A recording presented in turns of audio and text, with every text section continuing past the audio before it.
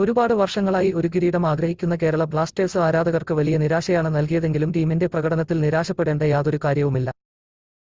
മത്സരത്തിൽ മുഴുവൻ കരുത്തോടെ എത്തിയ ഒഡിഷയ്ക്കെതിരെ ഒരുപാട് പരിമിതികളുടെ ഇടയിലും മികച്ച പ്രകടനമാണ് ബ്ലാസ്റ്റേഴ്സ് നടത്തിയത്. തിരിച്ചടികൾ ഉണ്ടായിട്ടും അതൊന്നും പ്ലേ ഓഫിലെ ബ്ലാസ്റ്റേഴ്സിന്റെ പ്രകടനത്തെ ബാധിച്ചില്ല. മത്സരത്തിൽ തുടക്കം മുതൽ മികച്ച പ്രകടനമാണ് ബ്ലാസ്റ്റേഴ്സ് നടത്തിയത്.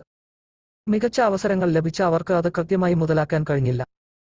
ഒരുപക്ഷെ ടീമിലെ താരങ്ങളെല്ലാം ലഭ്യമായിരുന്നെങ്കിൽ പ്ലേ ഓഫിൽ ഇവാൻ ഉഗോമനോവിച്ചിന്റെ പദ്ധതികൾ വിജയം കാണുമായിരുന്നു.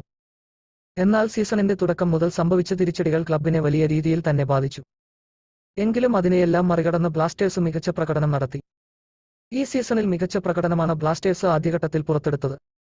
സൂപ്പർ കപ്പിന് പിരിയുന്ന സമയത്ത് ഒന്നാം സ്ഥാനത്ത് ബ്ലാസ്റ്റേഴ്സായിരുന്നു ഉണ്ടായിരുന്നത്. എന്നാൽ പിന്നീട് ബ്ലാസ്റ്റേഴ്സ് മോശം പ്രകടനം നടത്തുകയായിരുന്നു. മാത്രമല്ല പരിക്കുകൾ പലപ്പോഴും ബ്ലാസ്റ്റേഴ്സിനെ അലട്ടുകയും ചെയ്തിരുന്നു. ലൂണ പെപ്ര, ദിമി എന്നിവരുടെ പരിക്കുകളായിരുന്നു കേരള ബ്ലാസ്റ്റേഴ്സിന് ഏറ്റവും വലിയ തിരിച്ചടി ഏൽപ്പിച്ചിരുന്നത്.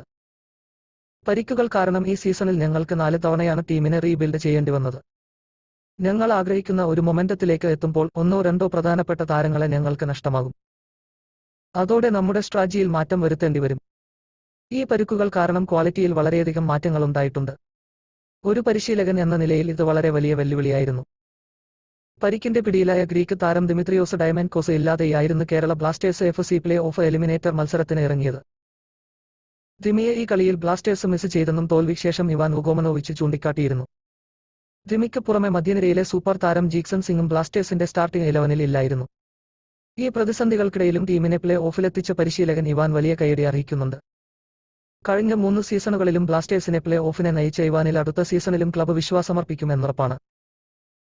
എന്നാലും 3 സീസണുകളിലായി കിരീടങ്ങൾ ഒന്നും നേടാൻ സാധിക്കാത്തത് ആരാധകർക്ക് നിരാശ നൽകുന്ന കാര്യമാണ്.